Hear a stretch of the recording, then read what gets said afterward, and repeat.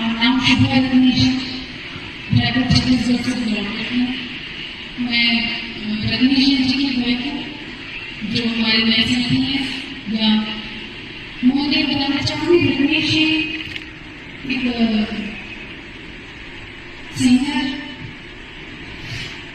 Senior coordinator थे, सफाई में बैठते थे और मैं उनकी बिजनेस की अपनी असिस्टेंट जनरेशन और रजनीश जी के बाद में मुझे लेकर ट्रांसफर की गई।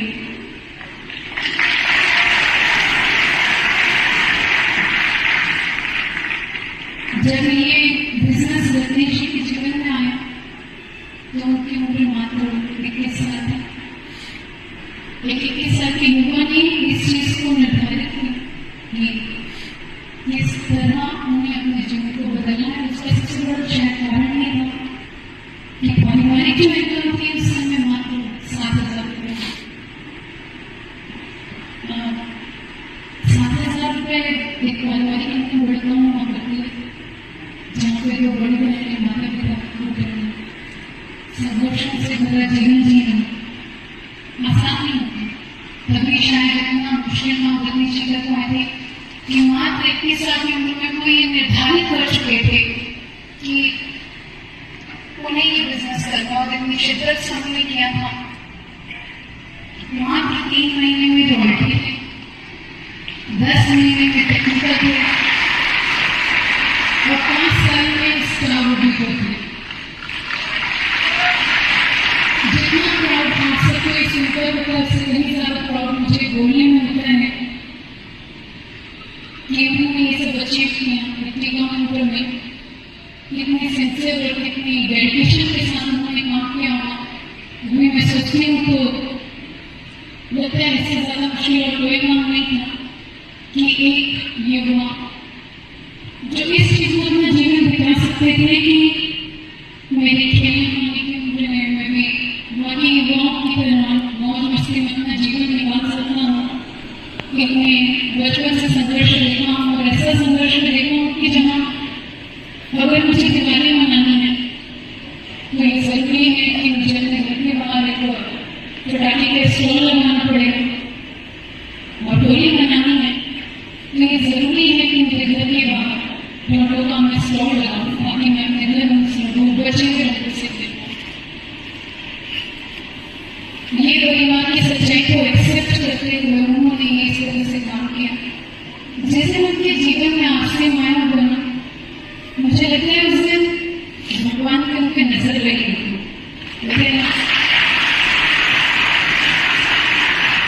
शायद सरस्वती ना बैठी जुबान पर, उसके बाद उन्होंने कभी पीछे मुड़कर नहीं देखा। रहवासी जगह लोग ये थे, एक बड़े छोटे से घर में रहा करते थे। मैं अगर रजनीश जी का सबसे पहला ड्रीम आपको बताऊं तो आप सब यहाँ हंसेंगे। रजनीश जी ने अपने इनकम के सबसे पहले चेक से वॉशिंग मशीन ली थी, क्योंकि उन्हें लगता था बाकी काम करना आसान है पर ये जो मेरी जिम्मेदारी मेरे सर पे है कि मुझे कपड़े धोने पड़ते ये मैं नहीं करूँगा। तो उन्होंने अपने चेक से सबसे पहले अपने घर में वॉशिंग मशीन ली, जो इतने छोटे सपने के साथ चालू कर रहे हो। उसके बाद अगर वो जगदलपुर में सारे घर लिया, गाड़ी ली, बाइक ली, बड़े शौकीन थे।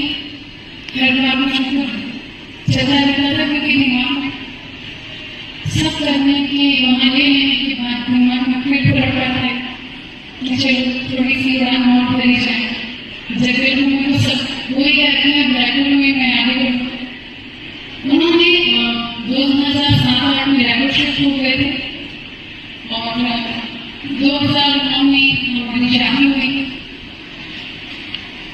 सितंबर 2009 में ही रजनीश जी का सफाई लेवल आ चुका था।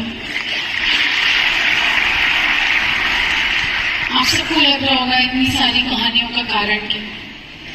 सिर्फ आपको ये बताना चाहती हूँ कि एक रीजन था और एक विजन था कि जो परिवार में सिक्योरिटी नहीं थी, जो परेशानियां थी, वो मेरी आने वाली पीढ़ियों तक नहीं जानी चाहिए। जो जीवन मैंने जिया है वो बच्चे नहीं जिएंगे।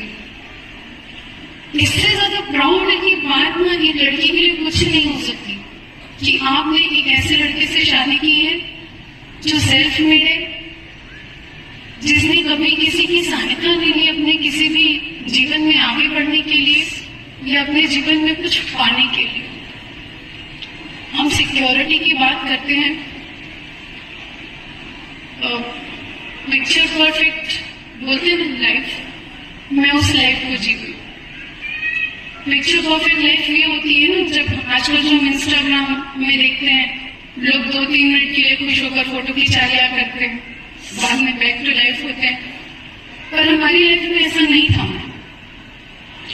पिक्चर परफेक्ट नहीं थी, लाइफ भी परफेक्ट थी। दिसंबर 2023 के पहले तक अगर किसी को लग रहा होगा कि रत्नेश जी बाहर थे, उनके एक्सीडेंटली हमारे साथ ही मिसहैपनिंग हुई है और उसमें उनका कोई दोष नहीं था, सिर्फ कार से उतर के कुछ चंद कदम आगे बढ़े थे।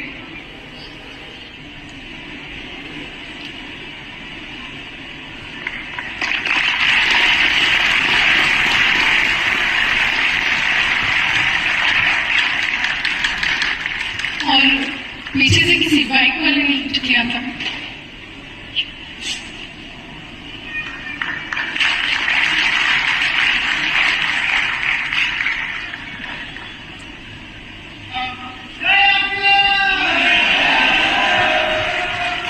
ये जो शब्द हम बोलते हैं जय हरसी, शुरू में जब मैं इस परिवार में आई तो मुझे समझ नहीं आता था ये शब्द क्यों लोग इतने बावले हुए करते थे।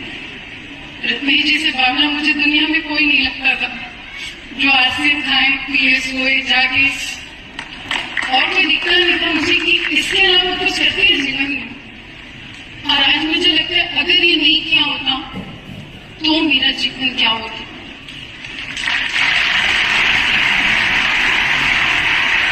सब बोलते हैं फाइनेंशियल सिक्योरिटी, लेकिन अगर मैं बात करूं फाइनेंशियल सिक्योरिटी, मुझे जैसा इंसान जो इतना मेहनती था शायद कहीं से ला सकते थे, बिल्कुल ला सकते थे। उसके बाद ये मेंटल सिक्योरिटी मुझे मिलती, ये इमोशनल सिक्योरिटी मिलती जो आज मुझे मेरे पूरे आरसीएम परिवार में था। आप में से जो भी साथी, मैं सिर्फ यही कहना चाहती हूँ, जो भी साथी ये सोचते हैं ना क्यों करूं, एक बार ये जरूर सोचिएगा आप जो भी काम कर रहे हैं क्या उसके बाद आपके परिवार के लिए, आपके बिजनेस के जो भी सपोर्टर्स हैं वो खड़े रहेंगे। क्या उनमें से कोई भी ऐसा रहेगा जो उनके बिजनेस को देखने के लिए, उनके उस काम को देखने के लिए वहां खड़ा रहेगा। मुझे ऐसे कोई जगह नहीं नजर आ रही थी उस कंडीशन में जहां मैं टोटली ब्लैंक थी और मुझे ये लग रहा था पाँव के नीचे से किसी ने पूरी जमीन खींच ली है और कहा है कि अब खड़े रहो। तो ये जो हिम्मत मुझे मिली है ना कि खड़े रहो, ये मेरे परिवार ने मुझे खड़ा रखा है। ये आरसीएम परिवार था जिन्होंने पूरे हर एक दिन मुझे सपोर्ट किया और मुझे कहते हुए कहीं कोई संकोच, कोई शर्मिंदगी नहीं है कि अगर मेरे सारे जो हमारे साथी थे अगर वो नहीं खड़े रहते तो शायद आज कितने लोगों के बीच खड़े होकर बोलने की मुझे हिम्मत भी नहीं रहती। ये हिम्मत आती है आरसीएम से। बहुत बहुत शुक्रिया, धन्यवाद पूरे परिवार का। और बहुत दिल से एक ही इच्छा है कि जो भी लोग पूरे दिल से मेरी यही इच्छा है